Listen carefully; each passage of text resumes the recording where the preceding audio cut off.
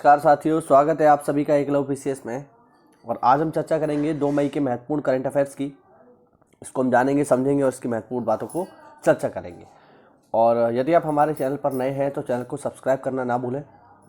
और यदि आप ये करंट की डेली पीडीएफ प्राप्त करना चाहते हैं तो हमारा टेलीग्राम चैनल अवश्य ज्वाइन करें, ठीक है। चलिए देखते हैं यहाँ पे बिना किसी देरी के पहला प्रश्न। पहला सवाल है, हाल ही में मंगल हेलीकॉप्टर का नया नाम क्या रखा गया है। यानी नासा जो है मंगल मिशन चला रही है, तो उसके लिए मंगल हेलीकॉप्टर का नया नाम क्या रखा गया है, ये यहाँ पर प्रश्न है। ऑप्शन है मंगल प्लेनेटर विमान, सेकंड ऑप्शन है इंजीन्यूटी, थर्ड ऑप्शन है मंग हेली और फोर्थ ऑप्शन है इनमें से कोई नहीं। ठीक है, ये है 4 ऑप्शन और इसका जो सही जवाब है विद्यार्थियों वो है इंजीन्यूटी। ठीक है, मंगल मिशन के लिए जो नया हेलीकॉप्टर है उसका नाम रखा गया है इंजीन्यूटी।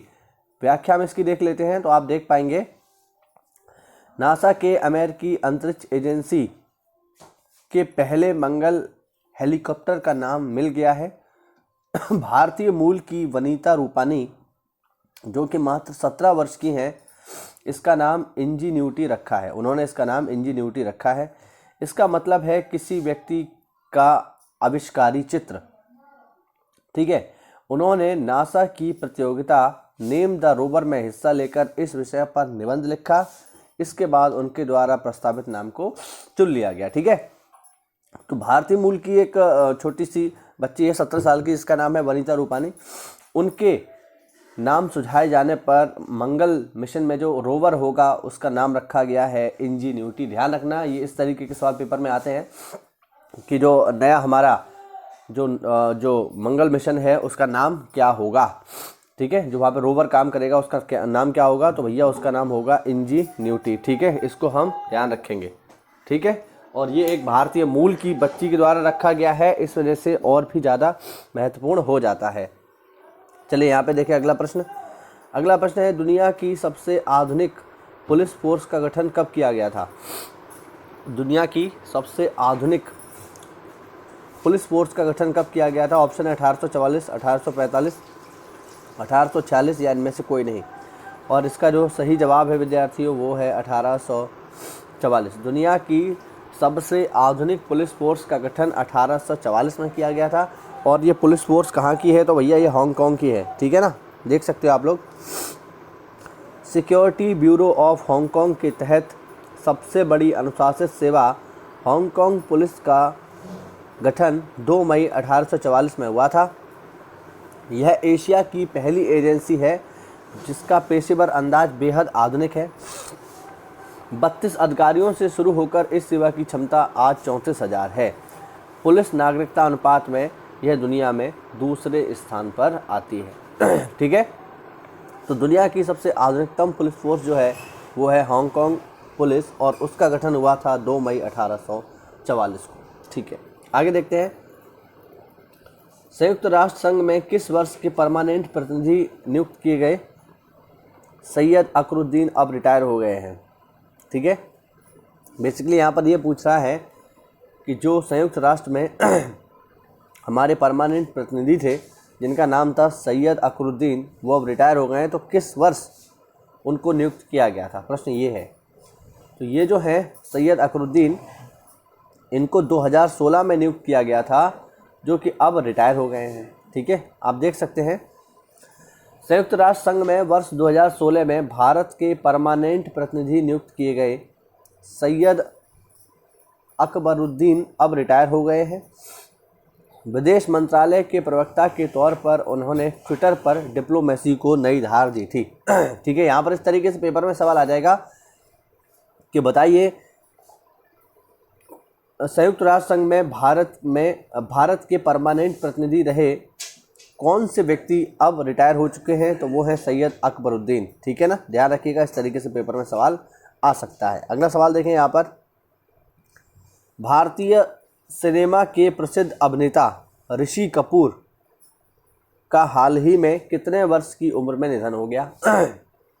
ऋषि कपूर की मृत्यु हो गई यहाँ पर। अब प्रश्न ये है कि कितने वर्ष की आयु में उनकी मृत्यु हो गई।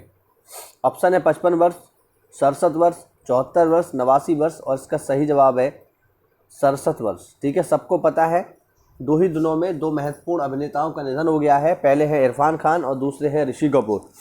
इन दोनों बड़े अभिनेताओं का निधन हो गया हाल ही में।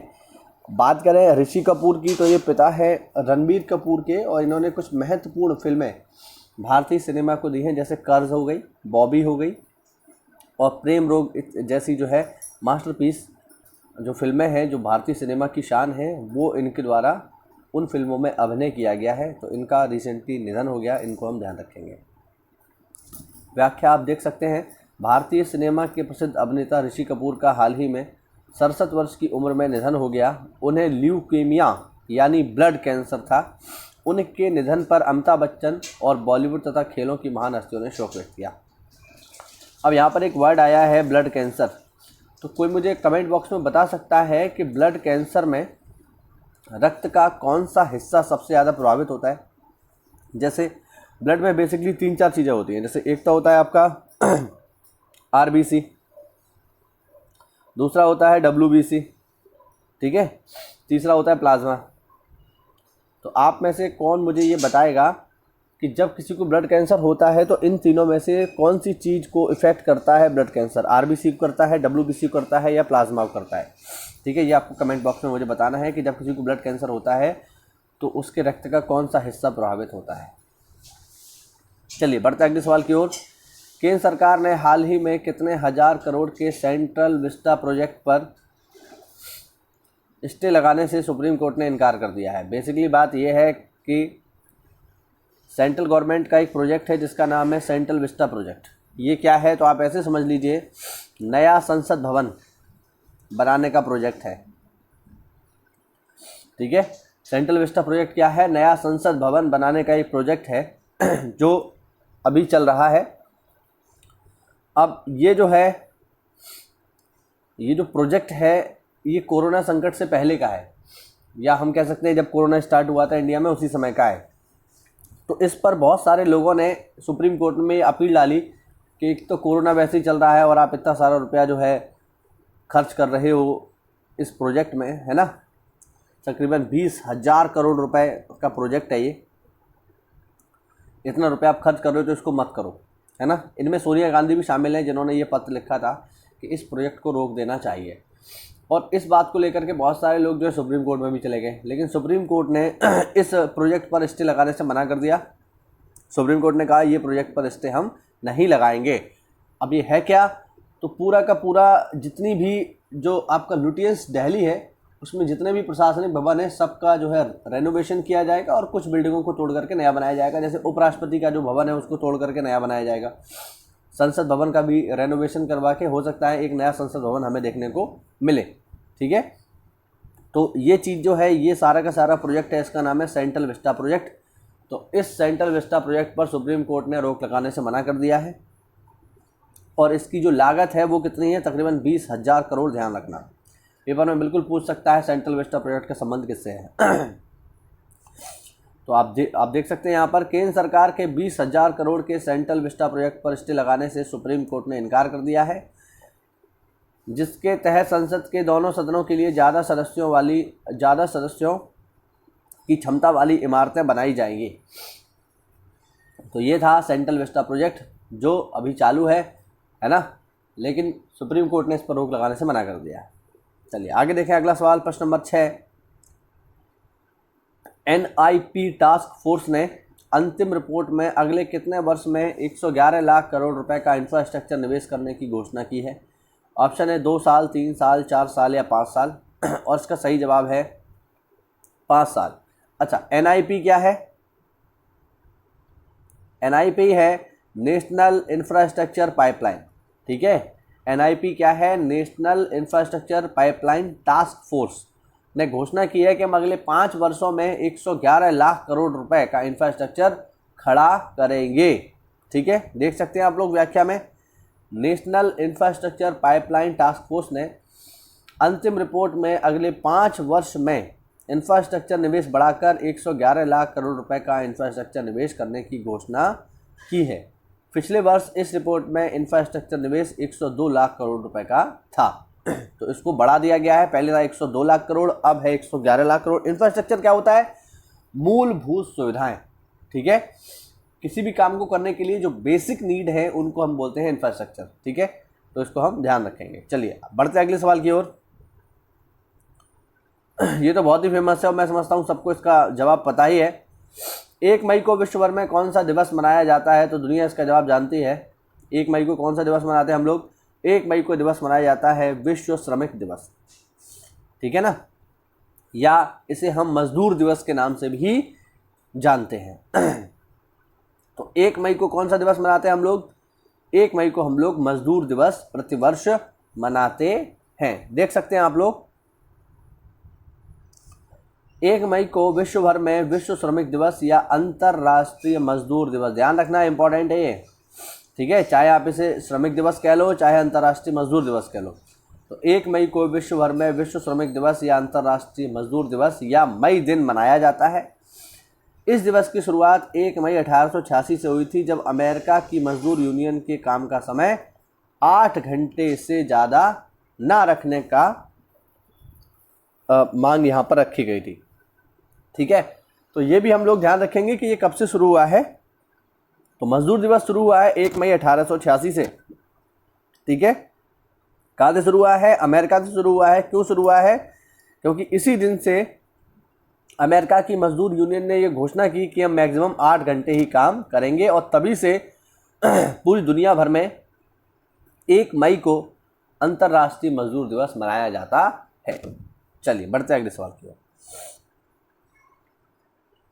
अगला सवाल है, आईसीसी ने T10 लीग में एक फ्रेंचाइजी के मालिक दीपक अग्रवाल पर कितने साल का प्रतिबंध लगा दिया है? ठीक है, आईसीसी ने T10 लीग में एक फ्रेंचाइजी के मालिक दीपक अग्रवाल पर कितने साल का प्रतिबंध लगा दिया है? और इसका सही जवाब है 1 साल का। 1 साल का प्रतिबंध लगा दिया है। क्या है ये, जरा देख लेते हैं।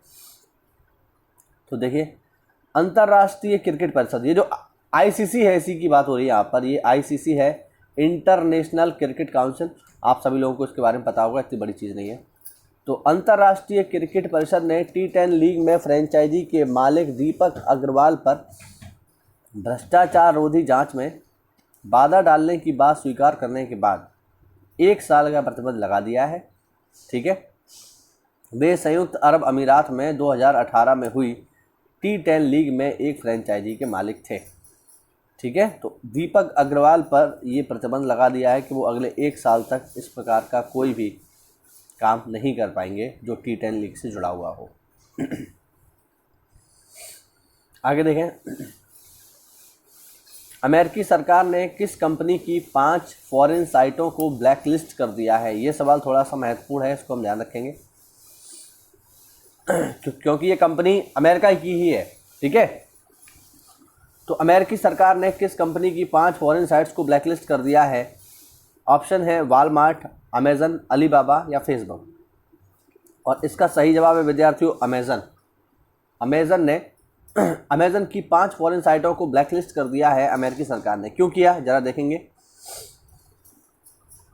अमेरिकी सरकार ने ई कॉमर्स कंपनी अमेज़न की 5 फॉरेन साइटों यूके, जर्मनी, फ्रांस, इंडिया और कनाडा को ब्लैकलिस्ट कर दिया है। ई कॉमर्स साइट अमेज़न पर अमेरिकी प्रशासन ने नकली और पायरेटेड प्रोडक्ट की बिक्री करने का आरोप लगाया है। ये बहुत बड़ी बात है ना, बहुत बड़ी कंपनी है अमेज़न, और उस पर ये आरोप लगाया कि आप नकली सामान बेचते हो। ठीक है, इसलिए उसकी जो 5 ब्रांचें हैं, कहाँ की, वो ब्रांचें हैं यूके यानी इंग्लैंड की, जर्मनी, फ्रांस, इंडिया और कनाडा। इनको ब्लैकलिस्ट कर दिया कि यहाँ से हम कोई सामान नहीं खरीदेंगे, क्योंकि इन साइट्स पर नकली और पायरेटेड यानी चोरी किया हुआ सामान जो है, नकली सामान जो है मिलता है। आगे देखें जरा, प्रसिद्ध बैंकर सुरेश एन पटेल ने किस आयोग में सतर्कता आयुक्त के रूप में शपथ ग्रहण की है? अब जब बात हो रही है सतर्कता आयुक्त की, तो भैया कौन सा आयोग होगा? तो ये तो कोई भी सामान्य आदमी पता लगा लेगा। जब शपथ ली है सतर्कता आयुक्त की, तो आयोग कौन सा होगा? केंद्रीय सतर्कता आयोग। इसे हम कहते हैं CVC। इसको क्या कहा जाता है?